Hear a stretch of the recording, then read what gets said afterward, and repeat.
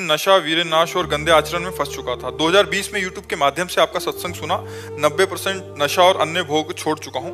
महाराज जी, महाकुंभ स्नान और काशी दर्शन करने के बाद एक संकल्प लिया कि कभी दोबारा नशा नहीं करूंगा, गंदे आचरण नहीं करूंगा। महाराज जी, अभी जीवन भर इसको कैसे निर्वाह कर पाऊंगा? नाम जप।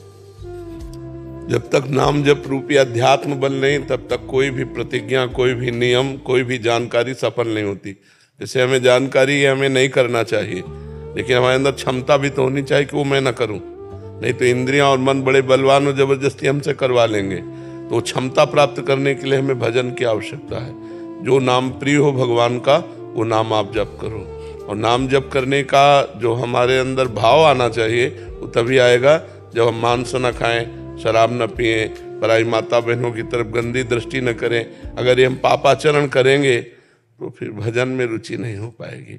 फिर एक केवल मतलब ड्रामा होता है, फिर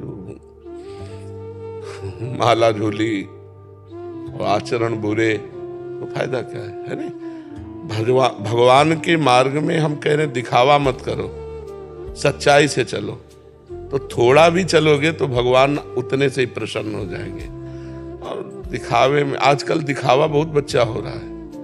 हाथ में माला झोली है, दिमाग में प्रपंच है, आचरण में गंदगी है, कोई लाभ नहीं मिल रहा है। हम कह रहे हैं मत दिखावा करो, थोड़ा भजन करो, आचरण पवित्र रखो, संयम से रहो, परोपकार करो, भगवान प्रसन्न हो जाएंगे। विदेश में रहते हो? हाँ जी, अमेरिका में रहता हूँ। हाँ, तो वहाँ पवित्र रहना तो बहुत कठिन है। मैंने पिछले 5 सालों से हर मंगलवार को मैं हनुमान जी के दर्शन करता हूँ, सुंदरकांड का पाठ पढ़ता हूँ।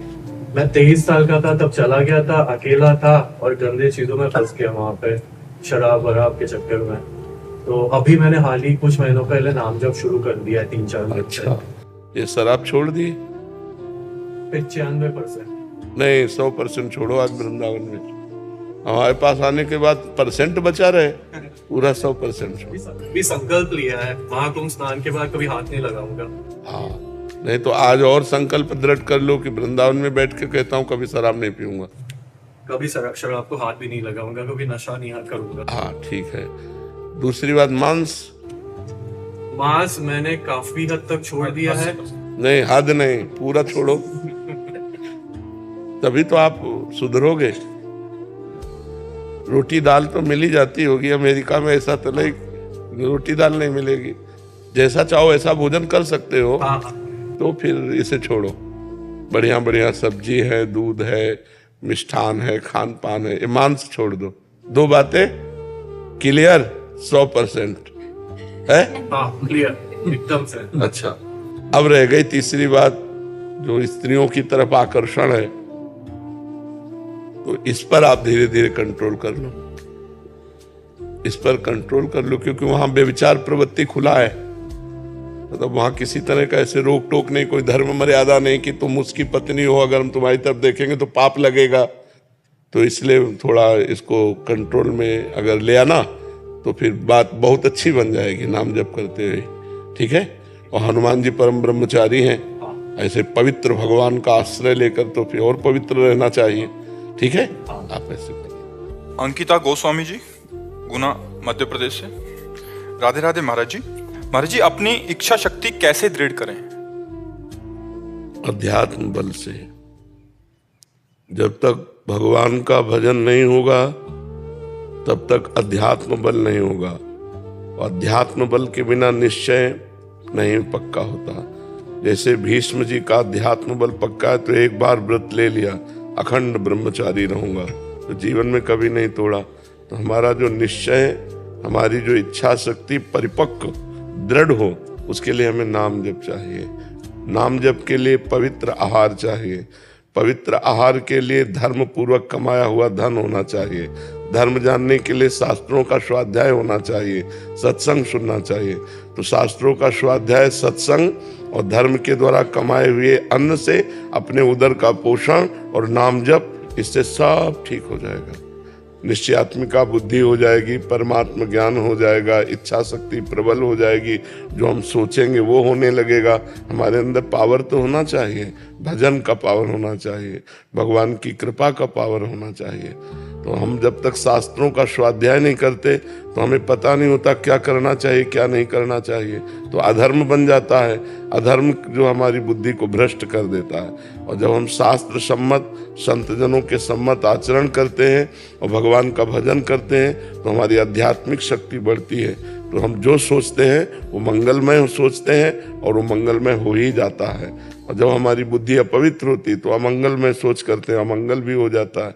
देखो, कोई भी दुख नहीं चाहता, लेकिन सबको दुख भोगना पड़ता है। तो कहीं ना कहीं त्रुटि है, हमारे आचरणों में त्रुटि है।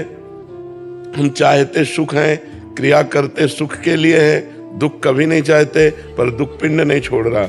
इसका मतलब हमारी क्रियाएं गलत हैं, हमारी धर्म विरुद्ध आचरण है। धर्म विरुद्ध आचरण का फल दुख है, धर्मयुक्त आचरण का फल सुख है। और परमानंद की प्राप्ति भगवान के भजन से होती है। तो दुख सुख दोनों से ऊपर उठकर परमानंद में हमारी वृत्ति रहे, इसलिए हमें हर समय नाम जप करना चाहिए। नाम जप के लिए पवित्र आहार, ये जो आजकल खान पान सब चल पड़ा है ना, बहुत गलत चल पड़ा है। बाजारों में पवित्र आहार थोड़ी मिलता है, वो सब उनको ज्ञान ही नहीं पवित्रता का। बस तुम अपनी जबान के स्वाद के लिए ये वो इधर उधर का खरीद के खाओगे, बुद्धि खराब होगी। और फिर कहते हैं हमारा भजन में मन नहीं लगता। भजन में मन तब लगता है जब पवित्र विचार, पवित्र आहार, पवित्र आचरण, पवित्र वातावरण, तो परम पवित्र भगवान में चित्त जुड़ता है। किसका प्रश्न है? हाँ हाँ, समझे आप? शिल्पा जी हिमाचल से। राधे राधे। राधे राधे महाराज जी, आपके चरणों में कोटि कोटि नमन। महाराज जी, ये जन्म मरण का चक्र क्या है, क्यों है, मोक्ष की प्राप्ति कैसे हो? ये जन्म मरण का चक्कर एक भ्रम है। शरीर को अपना मैं मानने से ये पैदा हुआ है भ्रम। ये आवागमन भ्रम है। जासु कृपा सब भ्रम मिट जाई, गिरजा सोई कृपालु रघुराई। जिनकी कृपा से भ्रम मिट जाता है, ये भ्रम है। गुरु प्रसन्न साहब अनुकूला, मिटी सकल कल्पित भय शूला। ये जो भ्रमात्मक कल्पनात्मक हमारे वासनाएं हैं, यही हमारे को पुनरपि जननम पुनरपि मरणम पुनरपि जननी जठरे शयनम। ये क्यों है?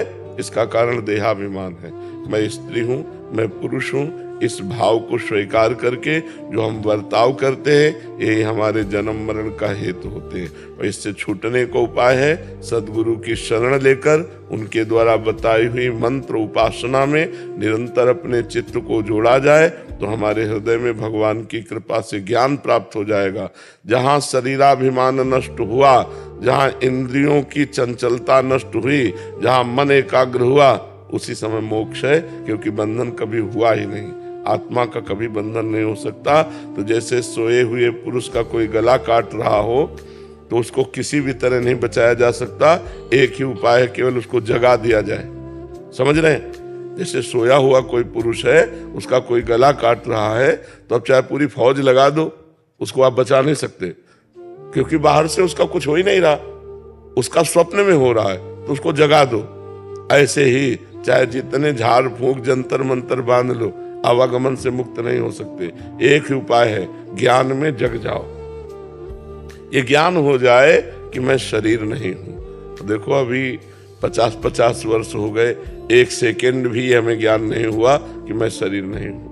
हर समय अपने शरीर को ही मैं मानकर, तो यही शरीर को मैं मानकर विचरण करना, जीवन व्यतीत करना, ये जन्म मरण का हेतु है। जन्म मरण एक भ्रम है, अविद्या है, और वो बिना ज्ञान के दूर नहीं होता है। समझ पाए आप? प्रद्युम्न कुमार गोस्वामी जी। राधे राधे महाराज जी। महाराज जी, सर्वधर्म परित्यज्य माम एकम शरणम व्रज। महाराज जी, गीता में भगवान ने कौन से धर्म को छोड़ने की बात? भाई भाई का एक धर्म है, पिता पुत्र का एक धर्म है, पति पत्नी का एक धर्म है, भाई बहन का धर्म है, एक मित्र मित्र का धर्म है, एक समाज का धर्म है। बहुत से रिश्ते नाते, अपने जो कर्तव्य कर्म है, ये सब धर्म के अंतर्गत आते हैं। तो भगवान कह रहे सर्वधर्मान परित्यज्य, तुम इन सब धर्मों को त्याग दो, एकमात्र मेरे से संबंध करो। तुम्हें माता च पिता, तुम्हें बंधुश्च सखा, तुम्हें विद्या द्रविणं, तुम्हें सर्वम मम देव देव। जो भी संबंध मानो भगवान से मानो और भगवान का सुमिरन करो, भगवान की शरण में रहो। तो कहते हैं अहम त्वाम सर्व पापेभ्यो। सर्व का तात्पर्य है संचित कर्म जो जमा है, हमारे प्रारब्ध जो आ रहे हैं, क्रियमाण जो नया कर रहे हैं। अहम त्वाम सर्व पापेभ्यो मोक्षयिष्यामि मा शुचः। मैं तुम्हें समस्त पापों से मुक्त करके परम पवित्र कर दूंगा। तुम समस्त धर्मों का त्याग कर केवल मेरे को स्वीकार करो। भगवान को स्वीकार करना भागवत धर्म है। त्यज लोक धर्मान, लोक धर्मों का त्याग करके भागवत धर्म को स्वीकार करो, भगवान की शरण में हो जाओ, भगवान का चिंतन करो, तो भगवान तुम्हारे सारे पापों को नष्ट कर देंगे। पाप ही दुख देने वाले हैं, अर्थात तुम्हारे सारे दुखों का नाश हो जाएगा। समझ पाए किसका प्रश्न था? तो आप समझ पाए जी। मनोज कुमार वर्मा जी, वृंदावन से। महाराज जी, आपके चरणों में कोटि कोटि प्रणाम। महाराज जी, आपने पिछली वार्तालाप में कहा था, वृंदावन बसी के इतनो बड़ो सयान, जुगल चरण के भजन बिनु निमिष न दीजो जान। महाराज जी, इन पंक्तियों को अपने जीवन में आत्मसात करने का निरंतर प्रयास चल रहा है। महाराज जी, जब जब भजन करने बैठता हूँ तो पता नहीं कौन से वो सभी कार्य आ जाते हैं जो भजन में पहले कभी सोचे ही नहीं होते, सारा प्रपंच। महाराज जी, ऐसे में जीवन का उद्धार कैसे होगा? नहीं, वो निकल रहे हैं ना, तो उसमें परेशानी क्या है? गंदगी निकल रही तो परेशानी क्या है? जब हम भजन में बैठते, मन एकाग्र करते हैं, तो मन रूपी चिप में अनंत जन्मों के प्रोग्राम भरे हुए हैं। जब नाम जप करते तो सब डिलीट होना शुरू होते हैं। तो हमें परेशानी क्या? हमें तो अच्छा हो रहा है ना। अगर वो ना निकलते तो परेशानी थी। वो आ नहीं रहे हैं, वो निकल रहे हैं। वो सब प्रपंच डिलीट हो रहा है, मन निर्मलता की तरफ जा रहा है। जैसे जैसे मन निर्मल होगा वैसे वैसे श्री भगवान प्यारे लगेंगे, प्रिया प्रीतम प्यारे लगने लगेंगे, भजन में स्वाद आने लगेगा, नाम का नशा चढ़ जाएगा। इसी से तो सब आध्यात्मिक उन्नति होती है। तो निर्मल मन जन सो मोहि पावा, मोहि कपट छल छिद्र न भावा। तो ये जो कपट छल छिद्र भरा हुआ है, प्रपंच भरा हुआ है, उसी को नाम तो निर्मल कर रहा है। ऐसे देखो, ऐसे आपको उतना गंदगी नहीं दिखाई देगी, लेकिन भजन में बैठो तो वो निकल रहा है। ऐसे देखो, यहाँ गंदगी नहीं है, अभी सब खड़े हो जाओ और झाड़ू लगाओ, अभी कूड़ा निकल आएगा। नहीं है? तो नाम झाड़ू लगाता है मन में। तो अनंत जन्मों की जो वासना है वो सब निकलती है, तो साधक परेशान हो जाता है। वही काम, वही क्रोध, वही गंदी बातें, वही प्रपंच। और जब भजन में बैठते हैं तब आती हैं। आती नहीं है, तुम्हारे मन से निकल रहे। अगर आती होती तो भजन करने वाला कभी निर्मल मन हो ही नहीं सकता था। समझ रहे? वो भजन करने वाला ही निर्मल मन होता है। तो फिर ये क्या है? ये गंदगी निकल रही। मन में जो अनंत जन्मों की वासनाओं के प्रोग्राम भरे हैं वो सब डिलीट हो रहे हैं। खूब धैर्यपूर्वक नाम